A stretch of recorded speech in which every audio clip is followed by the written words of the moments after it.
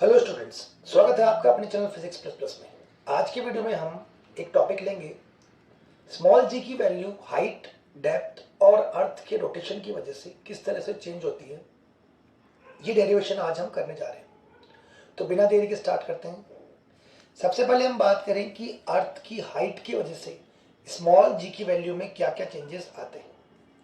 देखिए, मान लीजिए आपने अर्थ माना, यहाँ पे अर्थ पे एक सरफेस पे पॉइंट ए आप एज्यूम कर लीजिए। इस पॉइंट से ओ पॉइंट तक की डिस्टेंस को आप आर मानते हैं, इसे हम कहते हैं अर्थ की रेडियस।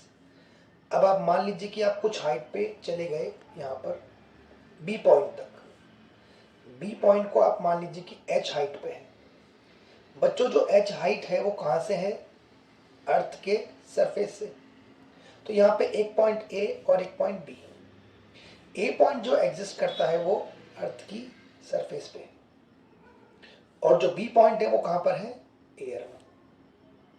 अब बच्चों, यहाँ पे दो इक्वेशन बनेगी, एक पॉइंट ए के लिए और एक पॉइंट बी के लिए। तो हम बनाते हैं। आपको पता है स्मॉल जी की वैल्यू होती है GM upon R square. Capital G, earth का मास अगर हम कैपिटल एम मान ले तो कैपिटल एम अपॉन, देखिए ए पॉइंट कितना दूर है ओ से, ए पॉइंट कितना दूर है? Capital R square. Equation number 1, ये पॉइंट ए के लिए। अब इस तरह से आप पॉइंट बी के लिए अगर निकालें तो बी पॉइंट पे जो आप निकालेंगे वो आएगा जी डैश, जी कैपिटल एम। यहाँ पे टोटल डिस्टेंस जो बी पॉइंट की है वो आपको दिख सकता है कि आर प्लस एच। यहाँ पे रेडियस को एच से ऐड कर देंगे तो टोटल डिस्टेंस क्या आएगी? सेंटर से बी पॉइंट की आर प्लस एच। तो यहाँ पे आर प्लस एच का स्क्वायर। इक्वेशन नंबर 2, बच्चों जो भी डिस्टेंस अपन मेजर करते हैं वो सेंटर से लेते हैं। देखिए आपको दिख रहा है ओ सेंटर, जो भी डिस्टेंस आप लेंगे वो आप सेंटर से लेंगे।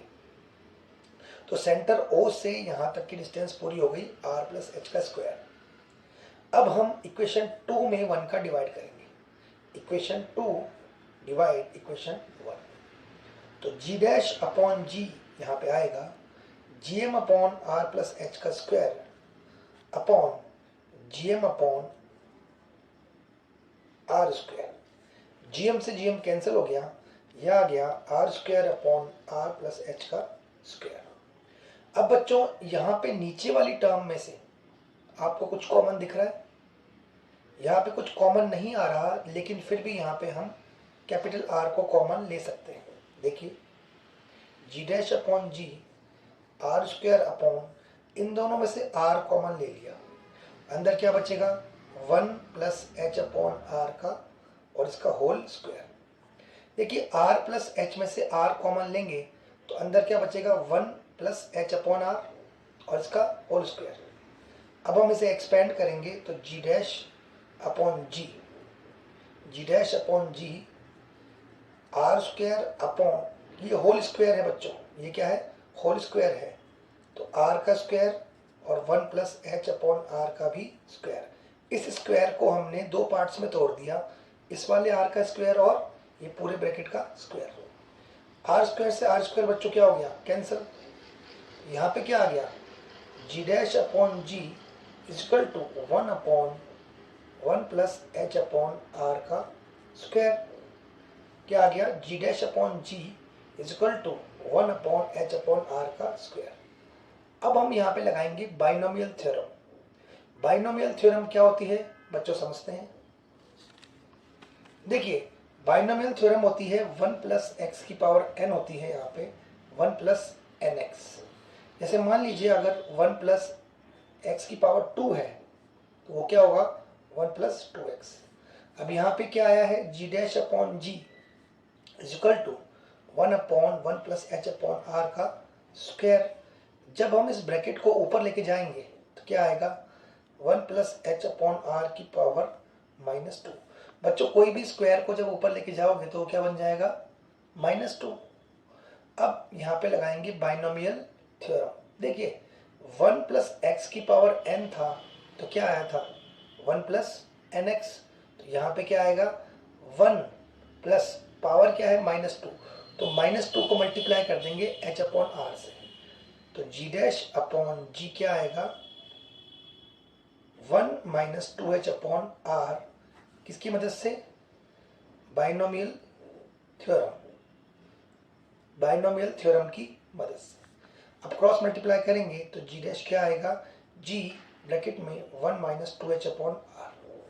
तो ये फॉर्मूला आ गया बाइनोमियल थ्योरम की मदद से कि जी डैश का मतलब क्या है? हाइट पे जाने के बाद किस तरह से स्मॉल जी चेंज होता है। बच्चों आप देख सकते हैं कि ये डिक्रीज होता है। डिक्रीज कैसे? यहाँ पे माइनस का साइन है, तो ये स्मॉल जी क्या होता है?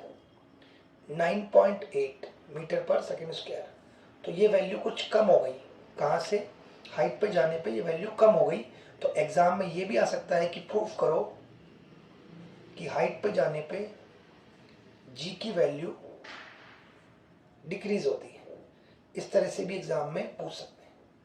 अब चलिए हम चलते हैं कि डेप्थ पे जाने पर क्या होता है। हेलो बच्चों, अब हम देखते हैं कि अर्थ की डेप्थ की वजह से स्मॉल जी की वैल्यू में क्या चेंज आता है। अभी हमने देखा कि हाइट की वजह से क्या चेंज आता है, अब हम देख रहे हैं कि डेप्थ की वजह से क्या चेंज आता है। बच्चों देखिए, अर्थ का डायग्राम हम बनाते हैं। मान लेते हैं अर्थ के अंदर एक और अर्थ है जो इस तरह से है। अर्थ के अंदर एक और अर्थ है जो इस तरह से है, और यहाँ पे कोई पॉइंट ए है और अर्थ की एक्चुअल सरफेस पे कोई पॉइंट बी है। तो पॉइंट बी कहाँ पर है बच्चों? सरफेस पे। और पॉइंट ए कहाँ है? Inside surface. यहाँ दो पॉइंट ले लिए, एक सरफेस पे और एक इनसाइड सरफेस। तो अब देखिए यहाँ पे भी दो इक्वेशन बनेगी, लेकिन यहाँ पे एक ट्विस्ट है। आपने GM upon R square formula काम में लिया था, यहाँ पे हम एक फॉर्मूला और काम में ले सकते हैं, उसे हम यहाँ पे इन्वॉल्व करेंगे, इसमें डेंसिटी भी आती है। क्योंकि हम अर्थ के नीचे जा रहे हैं इसलिए हम डेंसिटी को यूज कर सकते हैं। देखिए बच्चों, जी का फॉर्मूला होता है G capital M upon R square. अगर हम मास को लिख दें, मास को बच्चों क्या लिख सकते हैं हम? मास को बच्चों क्या लिख सकते हैं हम? Density into volume. तो मास को हम लिख सकते हैं density into volume, general formula. और यहाँ पे क्या आ गया? R square. अर्थ की डेंसिटी को आप मान लो रो, और अर्थ क्या है? स्फीयर है, तो अर्थ का वॉल्यूम क्या होगा? 4/3 pi capital are cube upon capital R square नीचे है। सरफेस की बात चल रही है। आर स्क्वायर से एक आर क्यूब कट गया, आर स्क्वायर से एक आर क्यूब कट गया। तो फॉर्मूला क्या आएगा? G rho 4/3 pi R, capital G rho 4/3 pi capital R. Equation number 1। तो ये आ गया फॉर्मूला अर्थ की सरफेस पे, नया formula ji rho 4/3 pi capital are. अब अगर हम ए पॉइंट पे जाएं, ए पॉइंट कहाँ पे है बच्चों? ए पॉइंट है स्मॉल डी डिस्टेंस। अगर हम अर्थ के अंदर जाते हैं स्मॉल डी डिस्टेंस पे तो ये ए पॉइंट आता है। अब आप बताएं सेंटर से ये डिस्टेंस कितनी बची? सेंटर से डिस्टेंस बची कैपिटल आर माइनस डी। पे बच्चों आपको ए पॉइंट डायग्राम में दिख रहा है। अब जो ए पॉइंट पे हम अगर स्मॉल जी निकालेंगे तो वो क्या आएगा? Capital G rho 4/3 pi are की जगह पे हम क्या लिखेंगे बच्चों? हमने नया फॉर्मूला बनाया है, इस कैपिटल आर की जगह पे हम क्या लिखेंगे? R minus D. क्योंकि आर कहाँ पे था? आर था बी पॉइंट पे, और ए पॉइंट पे क्या होगा? R minus D. अब इक्वेशन 2 में हम 1 का डिवाइड करेंगे।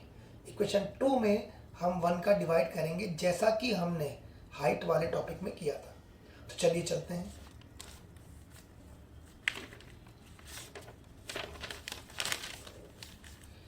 जी डैश, देखिए बच्चों, G dash upon G, G dash upon G क्या आएगा?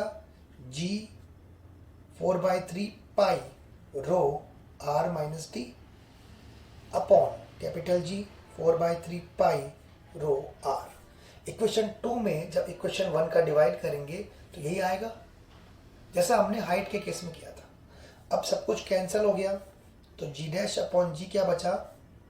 Are minus D upon R. बच्चों r minus D upon R, ऊपर वाले पार्ट में से हम r कॉमन लेंगे तो आएगा r 1 minus D upon R, एक r से एक r कैंसिल, तो g डैश क्या आ गया, g ब्रैकेट में 1 minus D upon R, g bracket में 1 माइनस डी अपॉन आर। देखिए हाइट वाले फॉर्मूले में भी माइनस आया था, मैं आपको दिखाता हूँ। देखिए बच्चों, हाइट वाला जो फॉर्मूला आया था उसमें भी क्या आया था, माइनस आया था, और जो अभी अपन ने निकाला है डेप्थ वाला फॉर्मूला, इसमें भी माइनस आया है। माइनस का मतलब है चाहे आप हाइट पे जाएं चाहे हम डेप्थ पे जाएं, स्मॉल जी हमेशा डिक्रीज होता है।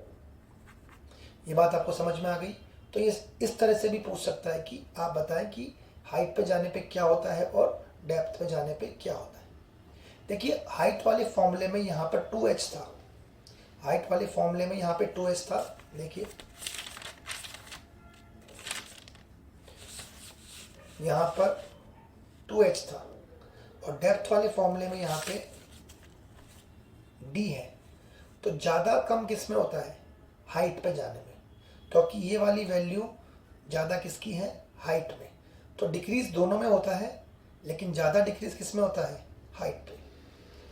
अब हम जानते हैं कि अर्थ जो घूमती है, अर्थ के रोटेशन की वजह से स्मॉल जी में क्या चेंज आता है, अब वो हम स्टार्ट करते हैं। देखिए बच्चों, अर्थ की रोटेशन की वजह से क्या होता है, ये एक अर्थ का जो डायग्राम है, यहाँ पे ये लाइन जो अर्थ के सेंटर से जा रही है, जो लाइन अर्थ के सेंटर से जा रही है इसे बोलते हैं इक्वेटर, और जो ऊपर से जाती है इसे बोलते हैं पोल। तो ये पॉइंट है पोल और ये इक्वेटर वाले पॉइंट से। अब मान लीजिए कि अर्थ के किसी पॉइंट पे कोई ऑब्जेक्ट रखा हुआ है, यहाँ पे मान लीजिए कोई एक पॉइंट है जहाँ पे कोई ऑब्जेक्ट रखा हुआ है जिसके बारे में हम स्टडी कर रहे हैं। देखिए ये ऑब्जेक्ट गोल गोल घूम रहा है, क्योंकि अर्थ के साथ साथ ये भी रोटेट कर रहा है। मान लीजिए अर्थ गोल गोल घूमती है तो ये ऑब्जेक्ट भी रोटेशन करेगा। अब जो ये ऑब्जेक्ट जो रोटेशन कर रहा है, इसका जो सर्कल है, इसका एक सर्कल देखिए ये वाला है ऊपर वाला। जैसे आप कोई स्पेरिकल शेप का ऑब्जेक्ट लेते हैं, उसको आप ऊपर से कट करते हैं, इस तरह से डॉटेड लाइन में एक सर्कल आता है। तो ये बाहर वाला पूरा क्या है, स्फीयर, और अंदर वाला ये क्या है, सर्कल। अब हम बात करें कि इस ऑब्जेक्ट पे यहाँ पे कई तरह के फोर्स लगते हैं। देखिए इसका खुद का ऑर्बिट क्या है, ये वाला जो आपको डॉट दिख रहे हैं, ये इसका खुद का ऑर्बिट है। तो इस पर एक बाहर की तरफ एक फोर्स लगता है mv² upon are, mv² upon are बाहर की तरफ एक फोर्स लगता है। अब इसे हम लिखते हैं m ओमेगा² आर। अब बच्चों आपके मन में डाउट होगा कि ये ओमेगा क्या चीज़ है, ये ओमेगा क्या चीज़ है। देखिए साइड में हम बताते हैं इसे। ओमेगा है आपका एंगुलर वेलोसिटी, एंगुलर वेलोसिटी। अब मैं आपको एक फॉर्मूला बता रहा हूं जो कि चैप्टर 7 में आपके आएगा, v is equal to R omega, v is equal to R omega.